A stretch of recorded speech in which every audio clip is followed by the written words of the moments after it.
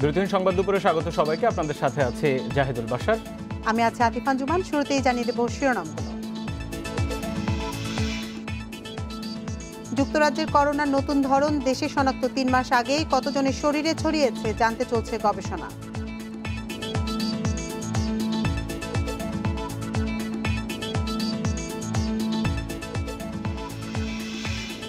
বসুরহাটে দুপক্ষের সংঘর্ষের ঘটনায় 98 জনের নাম সহ 150 জনের বিরুদ্ধে মামলা, গ্রেপ্তার 27, পৌর এলাকায় 144 ধারা জারি।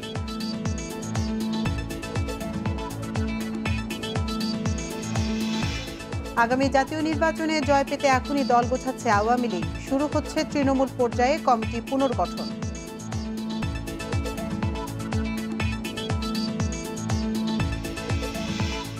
রোহিঙ্গাদের ভোটার করার জালিয়াতির তদন্ত শেষ হয়নি 16 মাসেও, বহাল তবিয়তে কমিশনের অভিযুক্ত কর্মকর্তারা।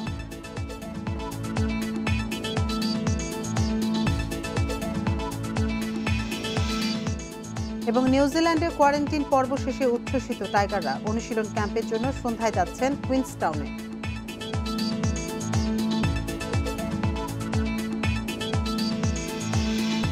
শিরোনামগুলো শুনছিলেন এতক্ষণ, চলে যাচ্ছি পুরো খবরে। 3 মাস আগে দেশে 2 ব্যক্তির শরীরে নতুন ধরনের করোনা ভাইরাস পাওয়া গেছে, যা যুক্তরাজ্যের ধরনের সঙ্গে মিল আছে বলে জানিয়েছেন স্বাস্থ্য অধিদপ্তরের মহাপরিচালক ডাক্তার এবিএম খুরশিদ।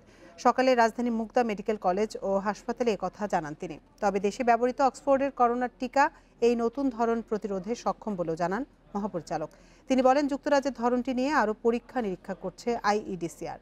দেশে আরও কতজনের শরীরে নতুন এ ধরনটি ছড়িয়েছে তা নিয়েও গবেষণা করছে সংস্থাটি। তবে দেশে করোনার যত ধরনই পাওয়া যাক না কেন, স্বাস্থ্যবিধি মেনে চলাই একমাত্র সমাধান বলে জানিয়েছেন স্বাস্থ্য অধিদপ্তরের মহাপরিচালক।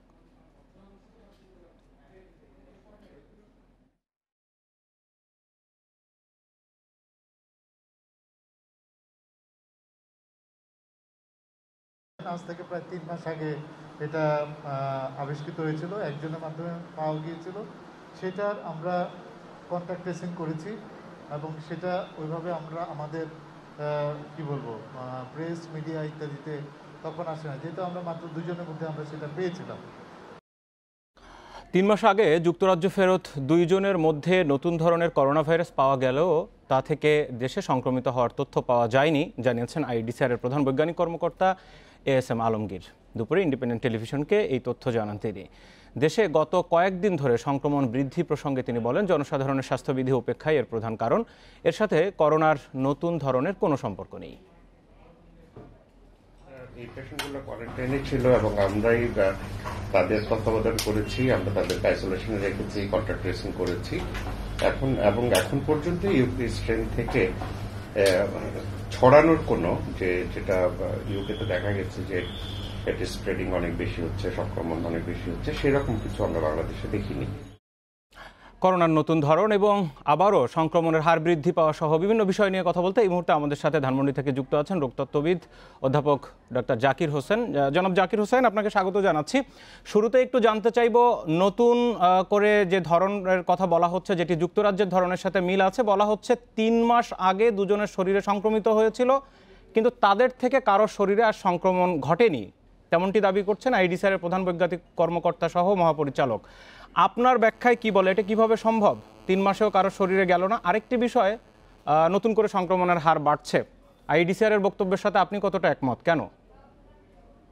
দেখুন, ইউকে যে মিউটেটেড ভেরিয়েন্টটা, রূপান্তরিত ভেরিয়েন্টটা, যেটা B.1.1.7 লাইনেজের, সেটা থেকে কিন্তু আরো অনেক অন্য ধরনের রূপান্তর ঘটেছে। আমরা জানি দক্ষিণ আফ্রিকাতে ঘটেছে B.1.1351, আবার ব্রাজিলে ঘটেছে, ওটা আমার ঠিক মনে নেই, ওটাও বি লাইনেজের। তো এইগুলো রূপান্তর ঘটেছে এবং এই যে গত 10 দিন ধরে বা 12 দিন ধরে সংখ্যাটা ক্রমাগতভাবে খুব তাড়াতাড়ি বাড়ছে। এটা শুধু মানুষের ব্যবহার, মাস্ক ব্যবহার কমে গেছে বা দূরত্ব যেটা বজায় ওটা কমে গেছে, হাত ধোয়া কমে গেছে, এই 10-12 দিনে এইটা ঘটেছে বলে আমি মনে করি না, এবং এটার কারণে বেড়ে গেছে এটা আমি মনে করি না। এর আগেও কিন্তু গণস্বাস্থ্য কেন্দ্র একটা রূপান্তরণ পেয়েছিল দক্ষিণ আফ্রিকায় কোনো একটা গ্রামে, এবং বিসিএসআইআর যেখানে আমি কথা বলেছি ডক্টর সেলিমের সাথে, উনি বলেছেন তারা ডিসেম্বরে পেরুর যে রূপান্তরিত স্ট্রেন ওটা পেয়েছিলেন। এখন যদি আমি সেগুলোর জন্য যদি সিকোয়েন্সিং না করি তাহলে আমি বুঝতে পারবো না আসলে ওগুলা দিয়ে হচ্ছে কিনা। আমার ধারণা যে এত তাড়াতাড়ি যে বাড়ছে এর মানে হলো যে এখন যে ভাইরাসটা দিয়ে সংক্রমণ হচ্ছে এর সংক্রমণ শক্তি অনেক বেশি। যেমন ইউকেটার সংক্রমণ শক্তি হলো প্রায় 79 ভাগ।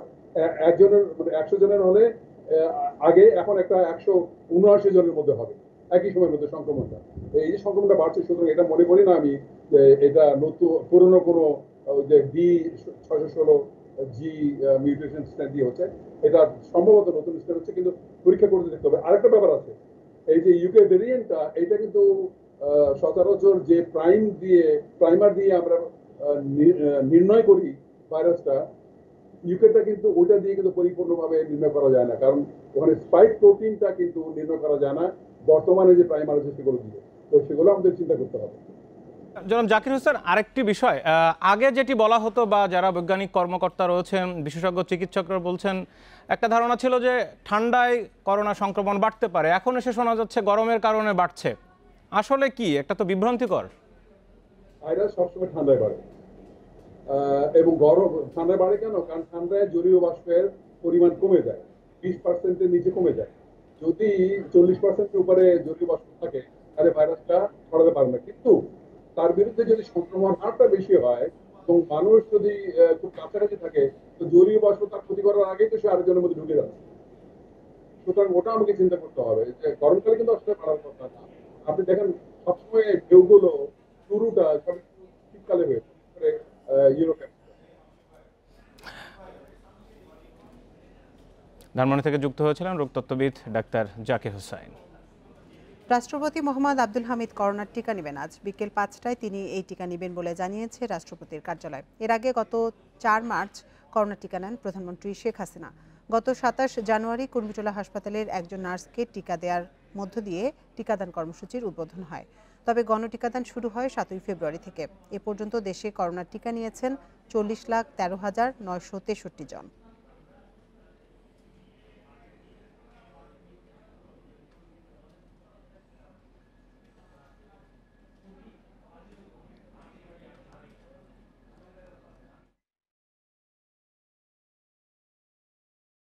আওয়ামী লীগের দুপক্ষের সংঘর্ষের ঘটনায় 98 জনের নাম উল্লেখ সহ অজ্ঞাত 150 জনের বিরুদ্ধে মামলা করেছে পুলিশ।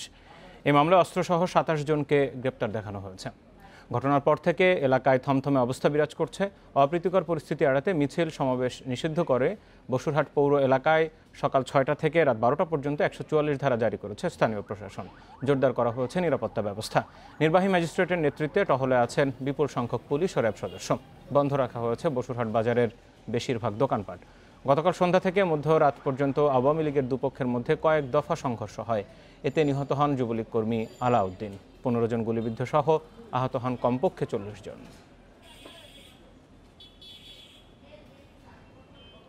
এই অস্থিতিশীল পরিস্থিতি এবং যে অস্ত্রের মহড়া, বসুরহাট বাজার ব্যবসায়ীরা অনেকটা ধ্বংস হয়েছে। প্রতিবাদ সমাবেশে সকলের বক্তব্য শেষে যখন আমার বক্তব্য শুরু করছি, ঠিক তখনই আকা মির্জার নেতৃত্বে আমাদের এই শান্তিপূর্ণ প্রতিবাদ সমাবেশে, সেখানে প্রশাসন ছিল, সাংবাদিক ভাইরা ছিল, আমাদের সমাবেশে অতর্কিত হামলা চালায়। সেখানে আমাদের অনেক নেতাকর্মী, অনেক মা বোন আহত হয়। যে এখানে একরাম নিজাম হাজারি তাদের সমস্ত অস্ত্র এই এলাকাতে ঢুকেছে, তারা মহড়া দিতেছে দক্ষিণ এলাকা। আমি এখন সাংবাদিক মোজাক্কেরকে এখন পর্যন্ত তার পরিবারের সাথে দেখা করতে পারিনি। সাংবাদিক আবু নাসের মঞ্জু সহকর্মী এই মুহূর্তে আমাদের সাথে সরাসরি নোয়াখালী থেকে যুক্ত হচ্ছেন। আবু নাসের, এর আগে কোম্পানিগঞ্জের ঘটনায় সাংবাদিক বোরহানউদ্দিন মোজাক্কির নিহত হলেন গুলিবিদ্ধ হয়ে, আবার আরেকজন আলাউদ্দিন মারা গেলেন। বসুরহাট কোম্পানিগঞ্জে আসলে হচ্ছে কি, আর সর্বশেষ কি পরিস্থিতি, কতটা নিয়ন্ত্রণে প্রশাসনের এখন এলাকা?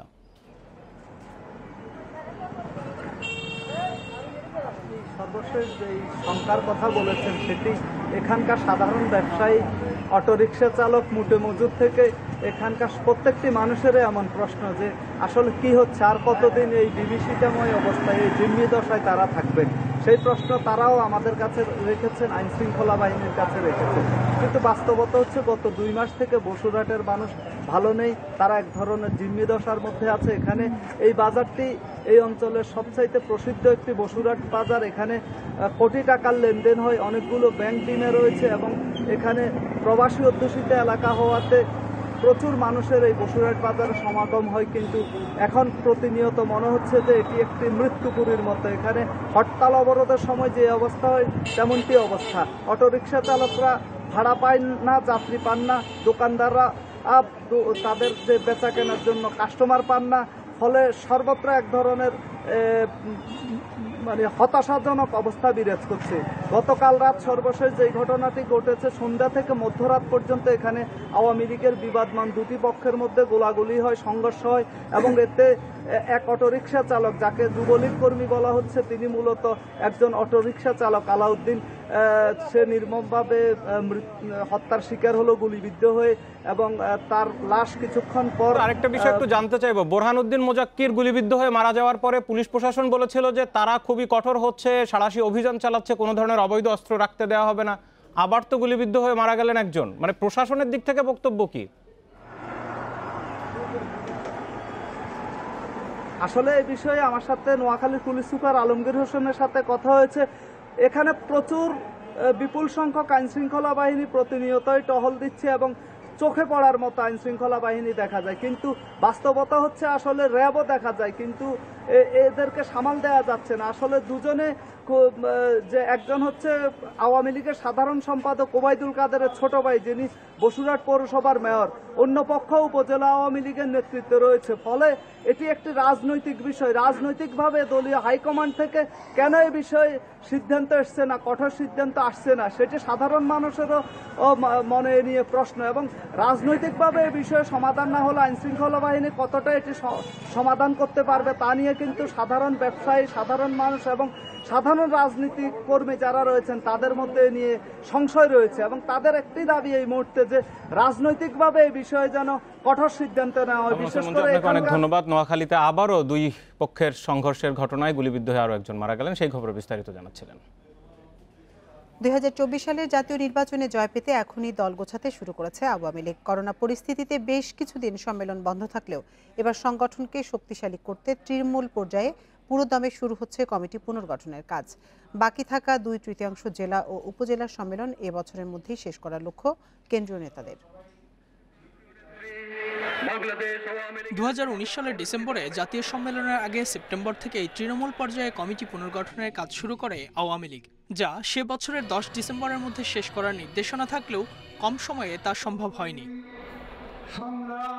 গেল এক বছরে 78টি সাংগঠনিক জেলার মধ্যে 32টিতে সম্মেলন হয়েছে। উপজেলায় এর সংখ্যা 150 মতো। এদিকে প্রায় 650 উপজেলা ও পৌরসভা কমিটির 2/3 মেয়াদি পেরিয়ে গেছে অনেক আগে। কোথাও কোথাও সম্মেলন হয়নি 20 থেকে 22 বছরেও। এ কারণে সাংগঠনিক স্থবিরতা কাটাতে পদক্ষেপ নেওয়া হলেও করোনার কারণে থমকে যায় সে উদ্যোগ। তবে এ মাস থেকেই সারা দেশে আবারও সম্মেলন শুরু করছে আওয়ামী লীগ। ইতিমধ্যে আমাদের কর্মকাণ্ড আস্তে আস্তে শুরু হয়েছে। এই মার্চ মাসের পর থেকে আমাদের কর্মকাণ্ড আরও জোরে সোরে, সম্মেলন থেকে শুরু করে অন্যান্য যে কাজ, কিছু কিছু সম্মেলন কিন্তু অলরেডি শুরু হয়েছে। মেয়াদ উত্তীর্ণ কমিটিগুলো করার জন্য আমরা সাংগঠনিক নির্দেশনা পাঠিয়েছি। আমরা জেলাগুলোতে আমাদের সংগঠনের সাধারণ সম্পাদক শেখ হাসিনার নির্দেশে চিঠি পাঠিয়েছেন। তৃণমূল পর্যায়ে সম্মেলনের মাধ্যমে দলের নেতাকর্মীদের কাছে একটি বার্তা দিতে চায় আওয়ামী লীগ। জনগণের কাছে গ্রহণযোগ্য ব্যক্তিকে নেতৃত্ব আনার মধ্য দিয়ে 2024 সালের নির্বাচনে জয়ী হতে চায় দল। আমরা মনে করি মূল লক্ষ্য হচ্ছে 2024 সালে যে সংসদ নির্বাচন হবে সেই নির্বাচনকে সামনে রেখে আমরা দলটাকে তৃণমূলে ঐক্যবদ্ধ করতে চাই, সুসংগঠিত করতে চাই এবং গ্রহণযোগ্য ব্যক্তিদের দিয়ে দলটাকে সাজাতে চাই। বিভিন্ন সময় বিভিন্ন বেকারদের কারণে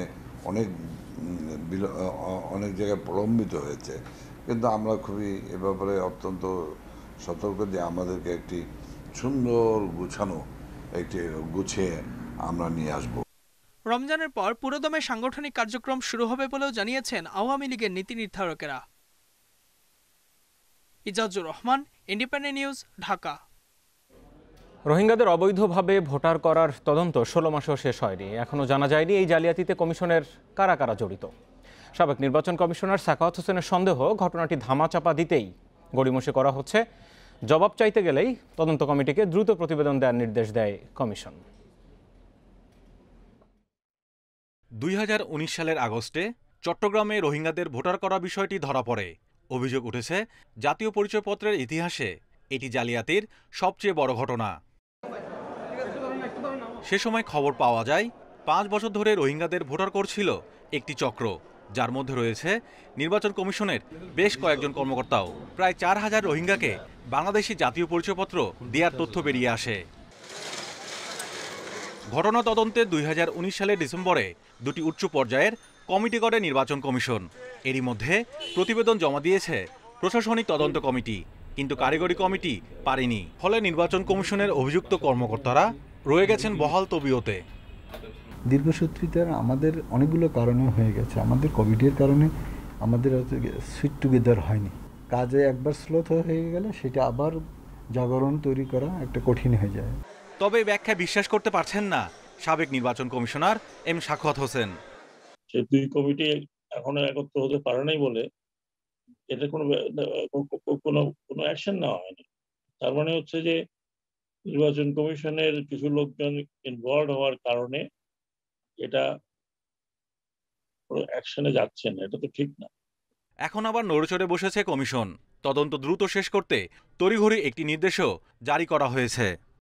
টেকনিক্যাল কমিটি রিপোর্টটাও দ্রুততার সাথে যাতে সাবমিট করা হয়, কারণ তদন্ত দীর্ঘায়িত হলে ফ্যাক্ট অনেক সময় প্রকাশ পেতে মানুষের মনে সন্দেহ দেখা দিতে পারে। এটা একটা ন্যাশনাল সিকিউরিটির ব্যাপার, এবং সেই ন্যাশনাল সিকিউরিটির ব্যাপারটা যদি নির্বাচন কমিশন ঠিক মতো হ্যান্ডেল না করে তাহলে এটা নিয়ে পরবর্তী পর্যায়ে কিন্তু অনেক কমপ্লিকেশন হবে। এরপরও জাতীয় পরিচয়পত্র জালিয়াতির ঘটনা ঘটেছে, আটক হয়েছে জেলা পর্যায়ের কর্মকর্তা, কিন্তু কমিশন সচিবালয়ের কর্মকর্তাদের বিরুদ্ধে তদন্তই শেষ হয়নি। Mahmudul Hasan, Independent News, Dhaka. কুষ্টিয়ায় এনআইডি জালিয়াতির ঘটনায় এক উপসচিব সহ 5 জন নির্বাচনী কর্মকর্তার বিরুদ্ধে ডিজিটাল নিরাপত্তা আইনে মামলা হয়েছে। তবে মামলার পরপরই গা ঢাকা দিয়েছেন তারা। ঘটনা তদন্তের পর সত্যতা পাওয়ায় গত 4 মার্চ কুষ্টিয়া মডেল থানায় মামলা করেন জ্যেষ্ঠ নির্বাচনী কর্মকর্তা আনিসুর রহমান। 2020 সালের সেপ্টেম্বর মাসে কুষ্টিয়া শহরের এনএস রোডে অদূত এবং তার পরিবারের এনআইডি কার্ড জালিয়াতি করে শত কোটি টাকার সম্পত্তি বিক্রি করে দেয় একটি অসাধু চক্র। দীর্ঘ তদন্তে কার্ড জালিয়াতির সঙ্গে নির্বাচনী কর্মকর্তাদের জড়িত থাকার সত্যতা পেয়েছে তদন্ত কমিটি। অভিযুক্তরা হলেন ঢাকার নির্বাচন কমিশন সচিবালয়ের উপসচিব নওয়াবুল ইসলাম, ফরিদপুরের অতিরিক্ত আঞ্চলিক নির্বাচনী কর্মকর্তা জিয়াউর রহমান, মাগুরার সদর উপজেলা নির্বাচনী কর্মকর্তা অমিত কুমার দাস এবং কুষ্টিয়া নির্বাচন অফিস সহকারী জিএম সাদিক সত্যবাদীকে আসামি করে মামলা হয়। এই 5 জন কর্মচারীর বিরুদ্ধে বিভাগে মামলা দায়ের করেছে, যেটা চলমান রয়েছে। নির্বাচন কমিশনকে মামলা দায়ের করার পর আমি গতকাল অফিসিয়ালি চিঠি দিয়ে ইনফর্ম করেছি যে তাদের বিরুদ্ধে তাদের নির্দেশনা মোতাবেক ফৌজদারি মামলা দায়ের করা হয়েছে। এই বিষয়ে নির্বাচন কমিশনের সিদ্ধান্ত নেবেন। ঘটনা জানাজানি হওয়ার পর সাধারণ মানুষ আতঙ্কে রয়েছেন তাদের জাতীয় পরিচয়পত্র নিয়ে। নতুন করে এই ঘটনার পুনরাবৃত্তি যাতে আর না হয় সেজন্য কঠোর পদক্ষেপ নেওয়ার দাবি জানিয়েছেন তারা। পাবলিক হিসাবে মনে করি এটা আমার ক্ষেত্রে হতে পারে যে এনআইডিকে জালিয়াতি করলে পরবর্তীতে আমাদের অনেক সমস্যা হয়। এগুলো আসলে আমরা যাই রক্ষক যদি ভক্ষক হয় তাহলে আমরা যাব কোথায়? সরকারের কাছে জোর আকুল আবেদন জানাচ্ছি এই ধরনের দুর্নীতিবাজ কর্মকর্তাদের অবিলম্বে শাস্তির একটা ব্যবস্থা করা হোক, তাহলে আমরা সাধারণ জনগণ যারা আছি তারা নিশ্চিন্তে থাকতে পারবো। ঘটনায় জড়িতদের দ্রুত গ্রেপ্তারের চেষ্টা চলছে বলে জানিয়েছে জেলা পুলিশ সুপার। অভিযোগ পাওয়ার পরপরই আমরা মামলা করেছি, হয়তো দেখা ইনফরমেশন গ্যাপ থেকে থাকতে পারে। তদন্ত হচ্ছে correction of evidence to find out the truth. সামনে আমাদের তদন্ত আছে, তদন্ত সব বেরিয়ে আসবে। জমির মালিকের করা মামলায় ভূমি দখলের মূলহোতা ব্যবসায়ী মহিবুল এবং যুবলীগ নেতা আশরাফুজ্জামান সুজন সহ 7 জনকে এরই মধ্যে গ্রেপ্তার করেছে পুলিশ। Independent news desk.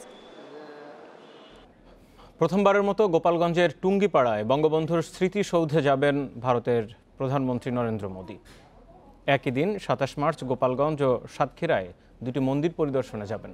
পররাষ্ট্রমন্ত্রী একে আব্দুল মোমেন জানান, সেখানে হিন্দু ধর্মাবলম্বী মতুয়া সম্প্রদায়ের প্রতিনিধিদের সঙ্গে মতবিনিময় করবেন নরেন্দ্র মোদী।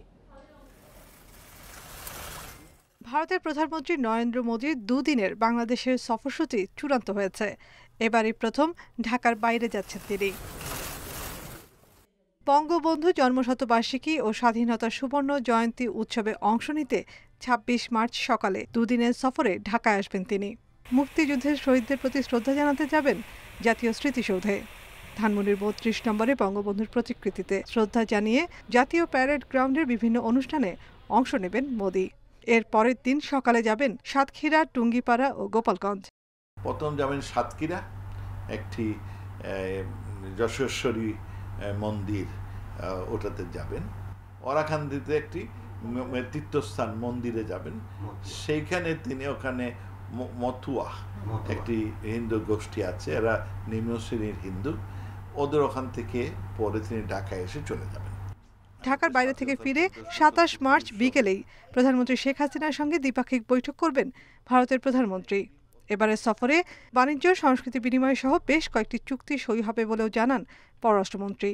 প্রধানমন্ত্রীর দপ্তরে আসবেন বিকেলবেলা, এবং সেইখানে আসার পরে আমাদের ওই বাইলেটারাল মিটিংটা হবে। ওই বাইলেটারাল মিটিং এর পরে কিছু ইনাগুরেশন, ভার্চুয়াল ইনাগুরেশন হবে কয়েকটা প্রজেক্ট, এবং তারপরে ওখানে এমইউস গুলো সই হবে।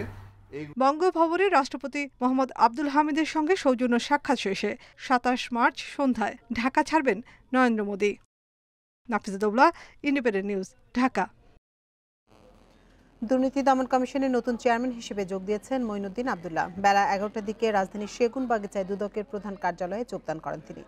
একই সাথে কাজে যোগ দিয়েছেন দুদকের নতুন কমিশনার মোহাম্মদ জহুরুল হক। চেয়ারম্যান হিসেবে মঈনুদ্দিন আবদুল্লাহ ও কমিশনার হিসেবে মোহাম্মদ জহুরুল হক দুজনই আগামী ৫ বছর দায়িত্ব পালন করবেন। গত ৩রা মার্চ কৃষি মন্ত্রণালয়ের সাবেক সচিব মঈনুদ্দিন আবদুল্লাহকে দুদকের নতুন চেয়ারম্যানের দায়িত্ব দেয় সরকার। একই দিনে দুদকের কমিশনার হিসেবে নিয়োগ পান বাংলাদেশ টেলিযোগাযোগ নিয়ন্ত্রণ কমিশনের সাবেক চেয়ারম্যান মোহাম্মদ জহুরুল হক। মঈনুদ্দিন আবদুল্লাহ দুদক চেয়ারম্যান পদে ইকবাল মাহমুদের স্থলাভিষিক্ত হলেন, আর জহুরুল হক স্থলাভিষিক্ত হলেন AFM আমিনুল ইসলামের।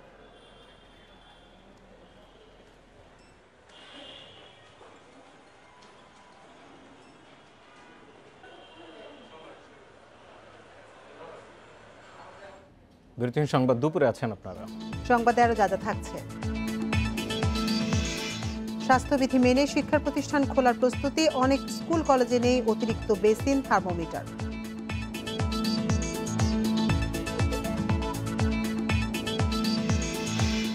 ভারতের সঙ্গে নির্বিঘ্ন যোগাযোগ চালু হলে দেশের আয় বাড়বে 17%, বিশ্বব্যাংকের প্রতিবেদন।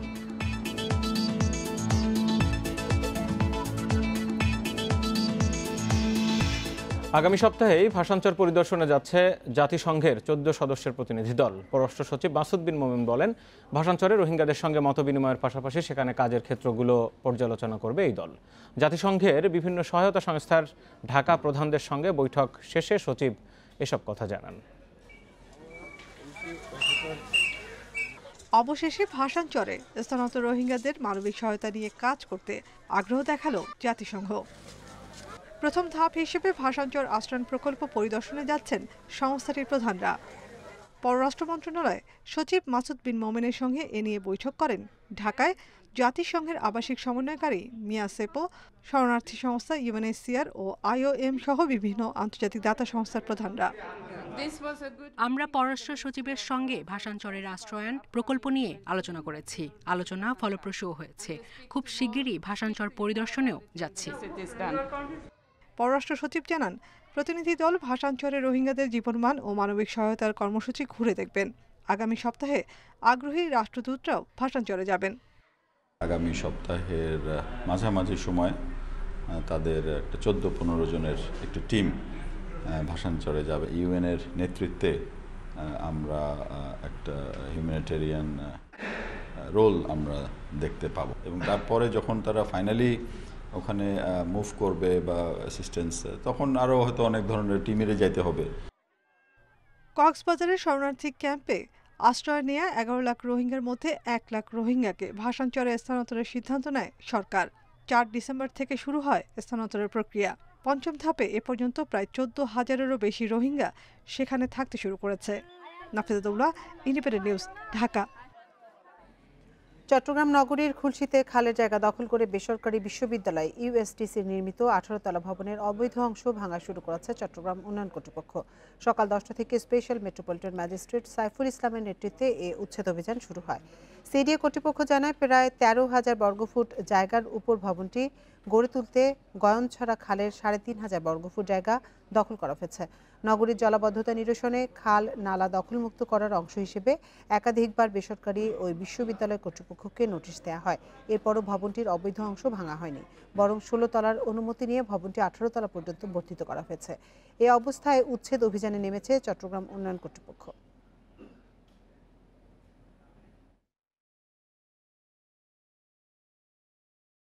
গত বছর 20 সেপ্টেম্বর আবার আমরা ওনাদেরকে জানাই যে এটা আমরা ভেঙে ফেলবো, আমাদের শুষ্ক মৌসুম চলে যাচ্ছে, বর্ষা মৌসুমে খালের কাজ করা যায় না, আপনারা অপসারণ করেন। ওনারা তাও অপসারণ করেন নাই। আমরা সপ্তাহখানেক আগে ওনাদেরকে জানাই, এসে ডাক দিয়ে যায়, কিন্তু ওনারা কোনো ব্যবস্থা না নেওয়াতে আজকে আমাদের উপায় নাই, আমরা বাধ্য হয়ে পুলিশ সেনাবাহিনী নিয়ে এসে এই ভবনের খালের মধ্যে যে অবৈধ অংশটুকু সেটা অপসারণ করে ফেলতে।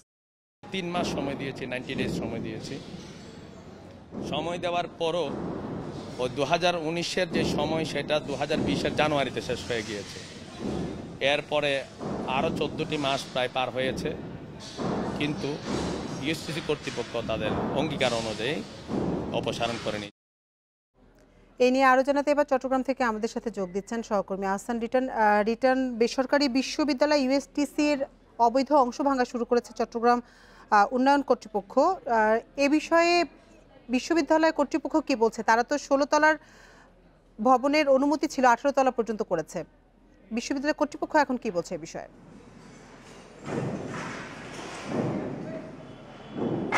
আচ্ছা, আমরা একটু বলি যে আসলে এখন থেকে প্রায় আধ ঘন্টা আগে আমাদের চট্টগ্রাম ইউএসটিসির যে VC professor doctor Jahangir Alam, ওনার সঙ্গে আমাদের কথা হয়েছে। তিনি আসলে যেটি বলছেন সেটি হচ্ছে আসলে একেবারে কখনো কোনো ধরনের নোটিশ না দিয়ে আজকে আসলে এই ভবনটি ভাঙা শুরু করা হয়েছে, এবং তিনি বলছেন যে আসলে সিডিএ কর্তৃপক্ষের পক্ষ থেকে যে দাবিটি করা হচ্ছে যে গয়নাছড়া খালের অংশে প্রায় 3,500 ফিট জায়গা তারা দখল করে রেখেছে, সেটি আসলে একেবারেই মিথ্যা একটি অভিযোগ।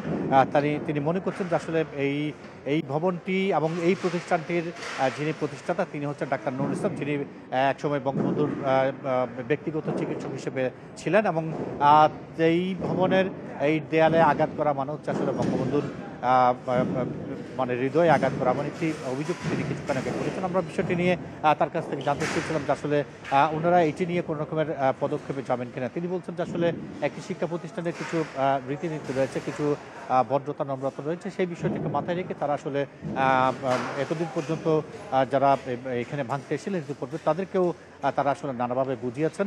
সর্বশেষ আজকে সকালে তারা এই যে ভবনটি দেখতে পাচ্ছেন ভাঙের কাজ চলছে, সেটির চত্বরে ইউএসটিসি কর্তৃপক্ষের পক্ষ থেকে একজন কর্মকর্তা ছিলেন, পাশাপাশি বেশ কিছু শিক্ষার্থী এখানে এসেছিলেন। তারা আসলে নানাভাবে বোঝানোর চেষ্টা করেছেন, এখানে যিনি ম্যাজিস্ট্রেট রয়েছেন এবং যিনি সিডিএর নির্বাহী প্রকৌশলী রয়েছেন তাদেরকে নানাভাবে তারা বোঝানোর চেষ্টা করেছে, কিন্তু তারা এটিতে কর্ণপাত করেনি। একটু বলে রাখি যে এই চট্টগ্রামের এই জায়গাটিতে যে ভবনটি আপনি দেখতে পাচ্ছেন এটি আসলে প্রায় 13,500 স্কোয়ার ফিটের একটি ভবন। এটির প্রায় 3,500 ফিট গড়ে তোলা হয়েছে অবৈধভাবে গয়নাছড়া খালের উপরে, এবং সেই কারণে আসলে খালটি বলা যেতে পারে এখন একেবারে নিশ্চিহ্ন হওয়ার পথে। এবং সেই বিষয়টিকে মাথায় রেখে, যেহেতু সামনে বর্ষা মৌসুম আসছে, সেই বিষয়টিকে মাথায় রেখে আসলে সিডিএর পক্ষ থেকে নানাভাবে ইউএসটিসি কর্তৃপক্ষকে জানান দিয়ে আসছিল, কিন্তু তাদের অভিযোগ হচ্ছে ইউএসটিসি কর্তৃপক্ষ সেটিতে কোনোভাবে কর্ণপাত করেনি, বরঞ্চ তারা এক ধরনের আজকে সকালে এসে কিছু শিক্ষার্থী নিয়ে তারা এক ধরনের সিনকেট তৈরি করার চেষ্টা করেছিল। এবং তিনি মনে করছেন যে আসলে দফায় দফায় তাদেরকে সময় দেওয়া হলো, তারা আসলে সেটি কর্ণপাত করেনি। আরেকটি বিষয় হচ্ছে ইউএসটিসি কর্তৃপক্ষের বিরুদ্ধে এরকম অবৈধ জায়গা দখল করার আরও অভিযোগ তারা রয়েছে। আমরা দেখেছি এখান থেকে মাত্র 200 হাত দূরে একটি মুক্তিযুদ্ধের একটি বৌদ্ধভূমি রয়েছে, সেখানেও একটি অবৈধ স্থাপনা তৈরি করেছিলেন এই প্রতিষ্ঠানের যারা কর্ণধার ছিলেন তারা, এবং সেটি নিয়ে আসলে দীর্ঘকাল ধরে মামলা চলছে এবং এখনও সেই মামলাটি প্রক্রিয়াধীন আছে, এখনও পর্যন্ত শেষ হয়নি। ঠিক একইভাবে চট্টগ্রামের এই ইউএসটিসিকে কেন্দ্র করে নানা জায়গায় সরকারি বেসরকারি জায়গা দখলের একটি অভিযোগ আছে, তারই ধারাবাহিকতা এটি এই খালের উপর সেই ভবনটি করা হয়েছিল, যেটি আজকে ভেঙে ফেলা হচ্ছে। চট্টগ্রাম থেকে জানাচ্ছিলেন সহকর্মী আহসান রিটার্ন।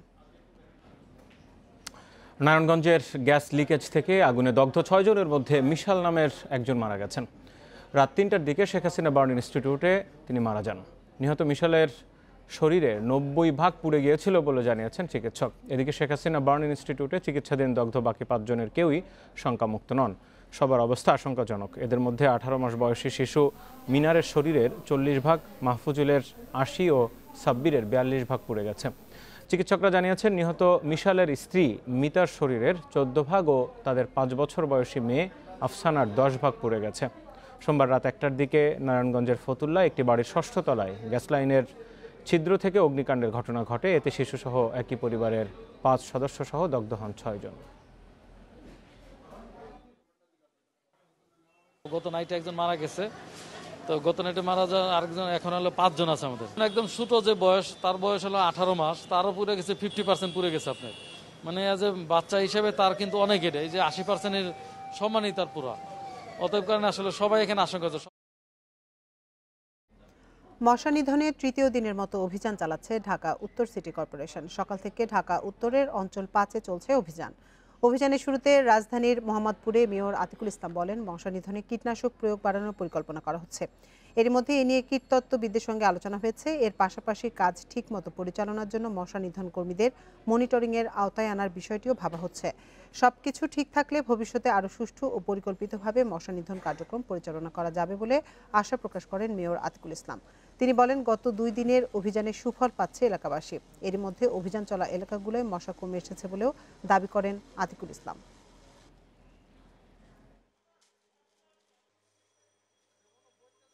মশাটাকে একটা নিয়ন্ত্রণ করার জন্য আমাদেরই কিন্তু এই অ্যাকশন প্ল্যান, এটা কার্যক্রম গ্রহণ করা হয়েছে। এবং আপনারা জানেন আজকে আমরা অঞ্চল 5-এ এখানে 60টি ওয়ার্ড আছে এবং এই অঞ্চল 5-এর 60টি ওয়ার্ডে আজকে ক্র্যাশ প্রোগ্রাম। আমাদের সকল কাউন্সিলর এখানে আছেন, মহিলা কাউন্সিলর আছেন, আমাদের অন্যান্য কাউন্সিলর স্পটে আছে। স্বাস্থ্যবিধি মেনে শিক্ষা প্রতিষ্ঠান খোলার প্রস্তুতি চলছে। তবে অনেক স্কুল কলেজের নেই অতিরিক্ত হাত ধোয়ার বেসিন স্থাপন, তাপমাত্রা পরিমাপক যন্ত্র কেনার সামর্থ্য। সেসব প্রতিষ্ঠানের সামর্থ্য নেই, তাদের সহায়তা করা হবে। সেজন্য তালিকা তৈরি করছে শিক্ষা মন্ত্রণালয়। তবে বেশিরভাগ স্কুল কলেজই প্রস্তুতি শেষ করেছে। করোনার কারণে প্রায় 1 বছর বন্ধ থাকার পর 30 মার্চ থেকে খুলছে স্কুল কলেজ। রাজধানীর উদয়ন উচ্চ মাধ্যমিক বিদ্যালয় প্রতিষ্ঠানটি খোলার পর কিভাবে ক্লাস রুটিন হবে সেটি নিয়ে কাজ করছে কর্তৃপক্ষ। প্রত্যেকটি শ্রেণীতে 4টি করে শাখা রয়েছে। করোনার কারণে শাখা বাড়িয়ে করা হচ্ছে 8টি। এতে প্রতি বেঞ্চে বসানো হবে 1 জন শিক্ষার্থী। সেই সঙ্গে তাপমাত্রা মাপাসহ স্বাস্থ্যবিধিতে দেয়া হচ্ছে জোর। আমরা থার্মাল স্ক্যানার এনেছি, আমরা স্যানিটাইজার করে বাচ্চারা ঢুকলো। এরপরে ক্লাসে যখন ওরা বসবে আমরা একটা বেঞ্চে 1 জন করে বসাবো।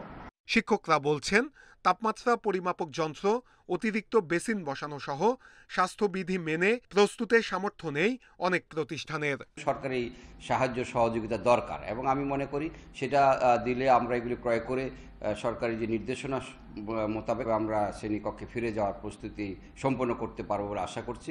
এদিকে শিক্ষা মন্ত্রণালয় বলছে যেসব স্কুল কলেজের সামর্থ্য নেই তাদের তালিকা করে সহায়তা দেয়া হবে।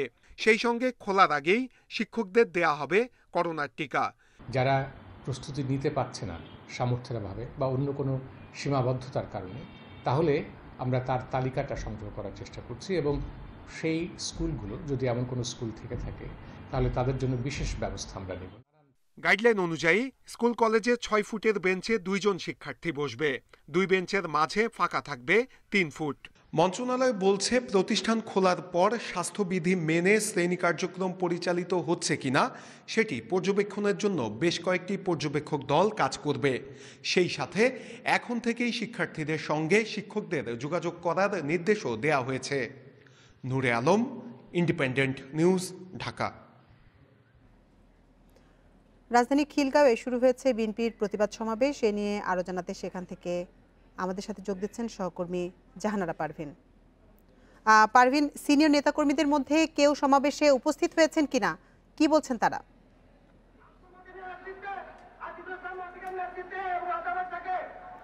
পারভিন, আপনি নিশ্চয়ই আমাকে শুনতে পাচ্ছেন। সিনিয়র নেতাকর্মীদের মধ্যে কেউ সমাবেশ স্থলে উপস্থিত হয়েছেন কিনা, কি বলছেন তারা?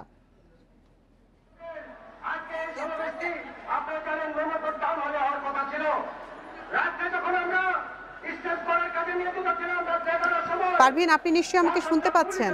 আপনার কাছে জানতে চাইছি যে সিনিয়র নেতাকর্মীদের মধ্যে কেউ সমাবেশ স্থলে উপস্থিত হয়েছেন কিনা, তারা কি বলছেন সমাবেশে?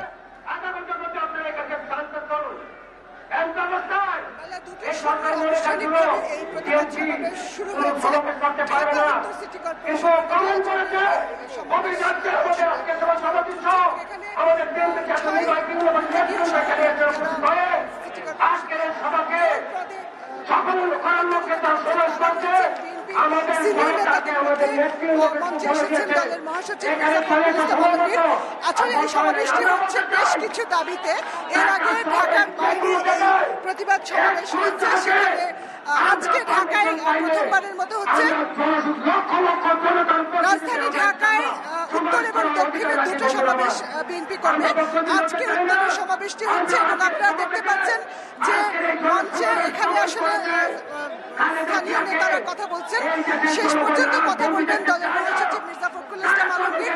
তিনি ইতিমধ্যেই মঞ্চে এসেছেন, কিন্তু মঞ্চে আমরা দেখতে পাচ্ছি যে 6 সিটিতে বিএনপির যেসব মেয়র প্রার্থীরা নির্বাচন করেছিলেন তারা আসলে এখানে আজকে প্রধানত কথা বলবেন। সঙ্গে দলের স্থায়ী কমিটির সদস্যরাও কথা বলবেন। মূলত যে দাবিগুলো নিয়ে এই সমাবেশ বিএনপি করছে সেগুলো হচ্ছে নির্দলীয় নিরপেক্ষ সরকারের দাবিতে নির্বাচন এবং তারেক রহমানের বিরুদ্ধে মিথ্যা মামলা প্রত্যাহার, ডিজিটাল আইন প্রত্যাহার, আইন শৃঙ্খলা অবনতি এবং দ্রব্যমূল্য বৃদ্ধির প্রতিবাদ। এই বিষয়গুলো আসলে ব্যানারে এখানে লেখা রয়েছে। এইসব দাবিতে এই সমাবেশ বিএনপি আজকে করছে এবং উত্তর মহানগর বিএনপি এখনো মাত্র শুরু হয়েছে 2টোর সময়। এখনো পর্যন্ত যারা স্থানীয় নেতা কিংবা বিএনপির যারা মাঝারি গোছের নেতা তারা কথা বলছেন। এখনো সিনিয়র বা কেন্দ্রীয় কোনো নেতা এখনো মঞ্চে কথা বলেননি। আমরা আসলে দেখতে পাচ্ছি অনেকদিন পরে এরকম একটি আউটডোরে বিএনপি সমাবেশ করছে। এর আগে আমরা দেখেছি প্রেস ক্লাব কিংবা ছোটখাটো ঘরোয়া সভা সমাবেশ হয়েছে। দীর্ঘদিন পর আমরা দেখতে পাচ্ছি ঠিক বাইরে সমাবেশ করছে। গতকাল এই সমাবেশটি করার কথা ছিল মোহাম্মদপুরে, কিন্তু শেষ পর্যন্ত অনুমতি সেখানে বাতিল হওয়ায় এই খিলগা তালতলায় প্রতিবাদ সমাবেশ করছে। খিলগাঁওয়ে চলছে বিএনপির প্রতিবাদ সমাবেশ, এই বিষয়ে জানাচ্ছিলেন সহকর্মী জাহানারা পারভীন। বাংলাদেশ ও ভারতের মধ্যে বিরামহীন যান চলাচলে দুই দেশেরই জাতীয় আয় বাড়বে। বাংলাদেশের আয় বাড়বে 17% আর ভারতের 8%। মঙ্গলবার দক্ষিণ পূর্ব এশিয়ার দেশগুলোর মধ্যে পরিবহন ব্যবস্থা উন্নয়নের সুবিধা ও সংকট নিয়ে প্রকাশিত এক প্রতিবেদনে এই তথ্য তুলে ধরে সংস্থাটি। বিশ্বব্যাংকের প্রতিবেদন বলছে, ভারতীয় কোনো প্রতিষ্ঠান ব্রাজিল অথবা জার্মানির সঙ্গে বাণিজ্য করতে যে খরচ হয়, বাংলাদেশের সঙ্গে বাণিজ্যে তার চেয়ে 15 থেকে 20 ভাগ বেশি খরচ হয়। মূলত উচ্চ হারের ট্যারিফ, প্যারা ট্যারিফ এবং অশুল্ক বাধার কারণে বেশি খরচ হচ্ছে। বাংলাদেশ ও ভারতের মধ্যে বাণিজ্যে যে হারে শুল্ক দিতে হয় সেটি বৈশ্বিক গড়ের প্রায় দ্বিগুণ বলছে বিশ্বব্যাংক। দুই দেশ যদি মুক্ত বাণিজ্য চুক্তি করে সেক্ষেত্রে ভারতের বাজারে বাংলাদেশের রপ্তানি 182% বাড়তে পারে। অন্যদিকে বাংলাদেশের বাজারে ভারতের রপ্তানি বাড়তে পারে 126% পর্যন্ত।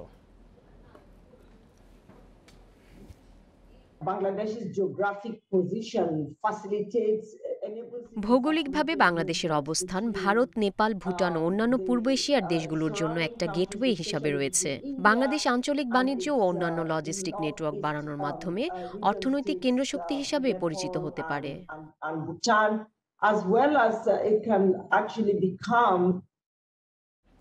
প্রতি ভরিতে 2041 টাকা কমিয়ে স্বর্ণের নতুন দাম নির্ধারণ করেছে বাংলাদেশ জুয়েলার্স সমিতি বাজুস। ফলে দেশের বাজারে 22 ক্যারেটের স্বর্ণের প্রতি ভরির দাম কমে দাঁড়াচ্ছে 69,109 টাকা। এনে চলতি বছরে 3 দফায় স্বর্ণের দাম কমল 5,540 টাকা। মঙ্গলবার এক প্রেস বিজ্ঞপ্তির মাধ্যমে তথ্য জানায় বাজুস। নতুন দাম অনুযায়ী 21 ক্যারেটের প্রতি ভরির মূল্য কমে দাঁড়িয়েছে 65,959 টাকা এবং 18 ক্যারেটের প্রতি ভরির দাম দাঁড়িয়েছে 57,211 টাকা। এছাড়া সনাতন পদ্ধতির স্বর্ণের দাম ধরা হয়েছে প্রতি ভরি 46,889 টাকা। স্বর্ণের দাম কমলেও অপরিবর্তিত রয়েছে রূপার দাম। আন্তর্জাতিক বাজারে দাম কমায় স্বর্ণের দাম কমানো হয়েছে বলে জানিয়েছে বাজুস। এর আগে 3রা মার্চ স্বর্ণের দাম প্রতি ভরিতে 1,500 টাকা কমিয়েছিল বাজুস।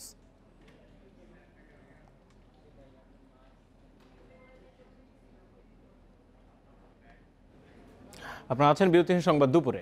সংবাদে আরো যা যা থাকছে। মিয়ানমারের সেনা অভ্যুত্থানের নিন্দা জানিয়ে বিবৃতি দিতে ব্যর্থ নিরাপত্তা পরিষদ। ভারত, চীন, রাশিয়ার বিরোধিতা, যুক্তরাজ্যে নিযুক্ত রাষ্ট্রদূতকে তলব। ক্যাসিনো কাণ্ডের 1.5 বছর পরও এলোমেলো মতিঝিলের ক্লাব পাড়া। মোহামেডান ছাড়া অন্য ক্লাবগুলো তালাবদ্ধ।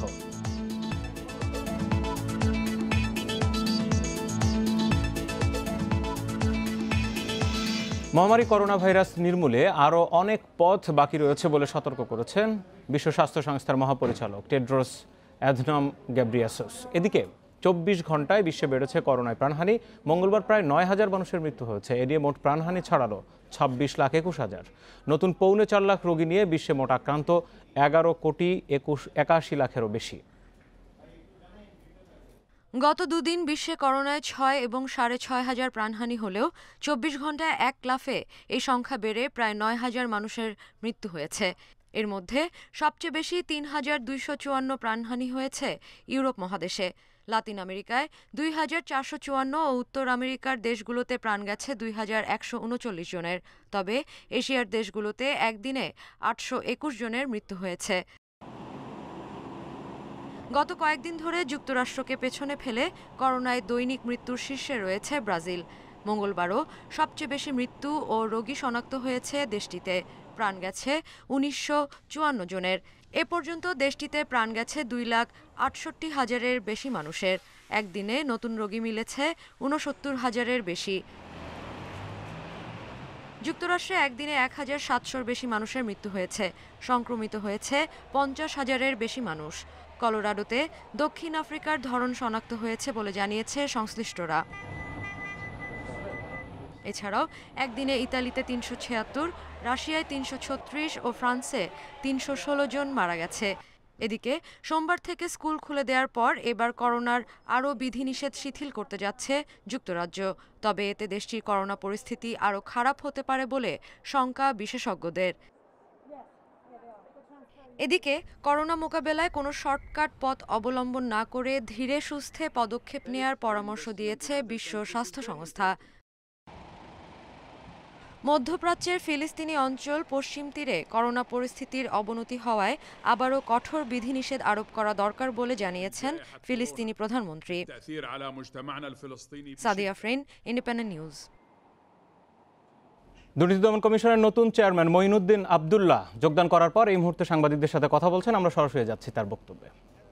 ব্যক্তিগত বক্তব্য তো, আর আমি তো মাত্র আসলাম, এখানে কি করার স্কোপ কি, কত কি আছে আমার জানতে হবে। তারপরে আমরা চেষ্টা থাকবে যে জনগণের আকাঙ্ক্ষা, যা জাতির যে আকাঙ্ক্ষা, এটা দূরত্ব যেন কমে আসে।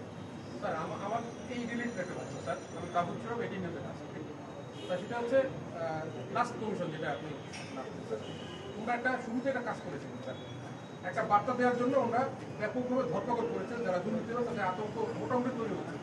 স্যার আপনার কমিশন মোটামুটি অবশ্যই একটা চিন্তা ভাবনা করেছেন স্যার, পরবর্তীতে স্যার কোন ধরনের নেবেন স্যার? এই যে ধরপাকড় যেটা দুর্নীতিবাজরা প্রত্যেককে একটা তারা অন্তত সমাজে একটা বার্তা দিয়েছিল যে দুর্নীতি করে কেউ পাপ পাবে না, এখানে আসতে হবে স্যার, এই ধরনের কোনো চিন্তা ভাবনা করবেন?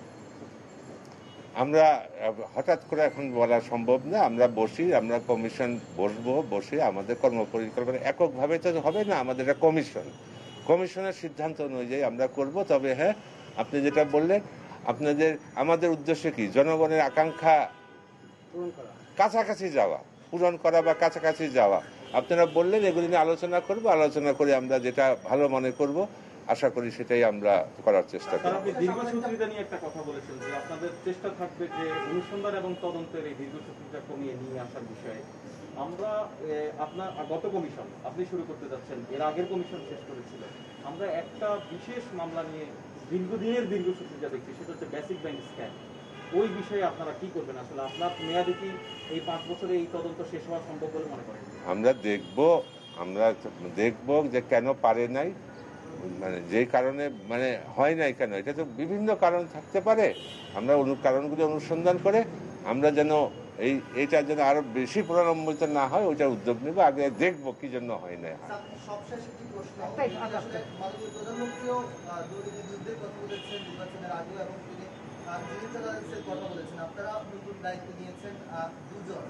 এখন আপনাদের কাছে আমরা প্রত্যাশা করতে পারি কিনা বা দেশবাসী প্রত্যাশা করতে পারে কিনা দুদকের যে নতুন নেতৃত্ব এলো তারা দুর্নীতি বিরোধী অভিযান শুরু করবে নতুন আঙ্গিকে বা সমাজে কোনো একটি মেসেজ যাবে? আমার কোনো একই প্রশ্ন। এটাই তো আমাদের কাজ, এটাই তো কাজ। এই কাজটাই করব আমরা। কতটুকু সফলভাবে করব এটা আপনারাই বিচার করবেন, দেশের জনগণ বিচার করবে। আমাদের কাজ, আপনি যেটা বললেন, এটাই তো আমাদের দায়িত্ব। আমরা এই দায়িত্বটা পালন করার চেষ্টা করব। স্যার, আমার ছোট একটা কেসিনো নিয়ে স্যার গত কমিশনার স্যার বেশ কিছু তালিকা প্রণয়ন করেছিলেন এবং কিছু লোককে আইনের আওতায় আনার চেষ্টা করেছিলেন, কিন্তু সেটা স্যার এখন ঝিমিয়ে পড়ছে। আপনার কমিশন স্যার কেসিনো কাণ্ডের যে জুয়ার যে ইয়েটা, ভয়াবহতার অর্থ পাচার, এই বিষয়টাকে চাঙ্গা করবে, পর্যালোচনা করতে হবে। দেখতে তো হবে। আমাদের শুধু কেসিনো কেন, মানে সব ধরনের গুলি আমরা সমান গুরুত্ব দিব ইনশাল্লাহ। বিদেশে পাচার হওয়ার টাকা কিন্তু ফিরে আসতে পারে না। কমিশন কিন্তু এই ব্যাপারে অনেক দেখা গেছে খুব ফলাফল রেজাল্ট কিন্তু খুব ভালো না। কিন্তু আপনার কমিশন কি বিদেশে টাকা ফেরত আনার ব্যাপারে কি করবেন? একটা হচ্ছে বিদেশে অনেক দুর্নীতিবাজ পলাতক তারা আছে, পালিয়ে আছে, তাদের ব্যাপারেও কিন্তু আমরা দেখি যে আনার ব্যাপারে খুব একটা উদ্যোগ থাকে না, চিঠি চালাচালি হয়। তো কমিশন আসলে এই দুটো বিষয়গুলোতে কি ব্যবস্থা নেবে? আপনার কমিশন কতটা সফল হতে পারবে? এটা তো আপনার সবকিছুর একটা পর্যায় থেকে পদ্ধতি থাকে, পদ্ধতি হয় অনুযায়ী আমরা আইনের যতখানি আমাদের সুযোগ রয়েছে আমরা সর্বতভাবে আমরা চেষ্টা করব।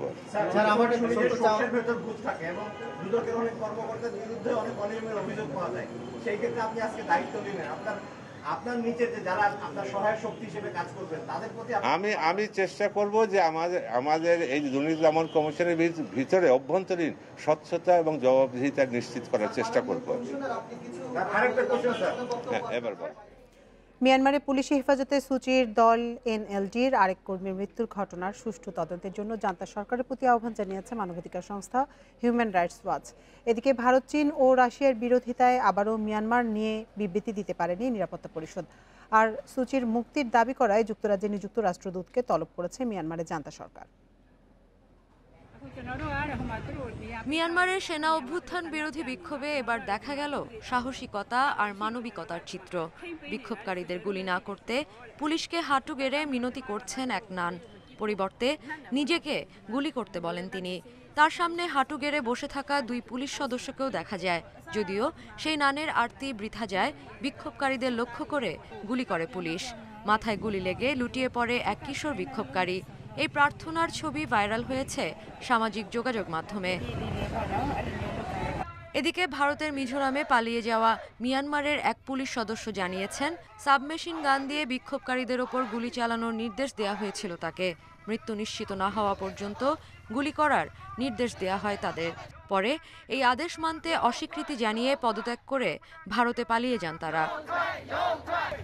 চীন রাশিয়ার বিরোধিতায় মিয়ানমারের সেনা অভ্যুত্থান নিয়ে নিন্দা জানিয়ে বিবৃতি দিতে আবারও ব্যর্থ হয়েছে জাতিসংঘ নিরাপত্তা পরিষদ।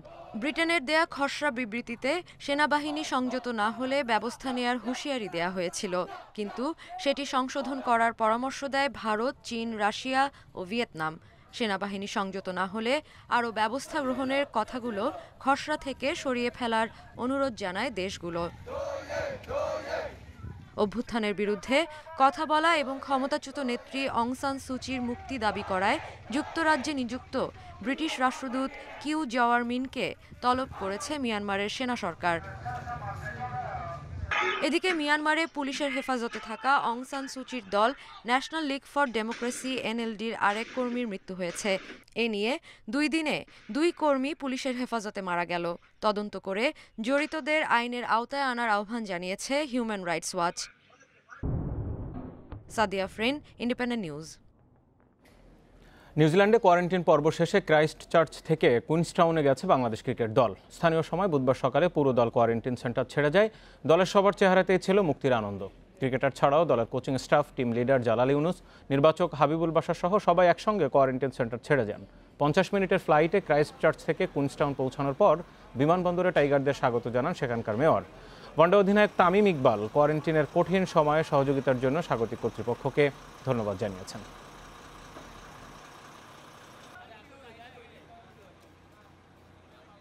দেড় বছর আগের ক্যাসিনো কাণ্ডে এখনও এলোমেলো মতিঝিল ক্লাব পাড়া।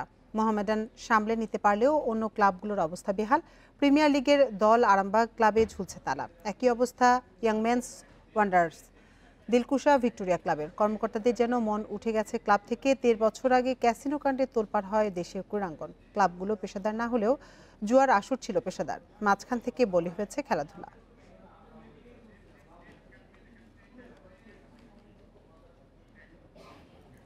আর এই ছিল 1 ঘন্টা বিরোধীহীন সংবাদ দুপুরের আজকের আয়োজন। এতক্ষণ সাথে থাকার জন্য ধন্যবাদ। ফেসবুক, ইউটিউব আর টুইটারে চোখ রাখুন। সংবাদের আরো বিস্তারিত দেখতে পাবেন।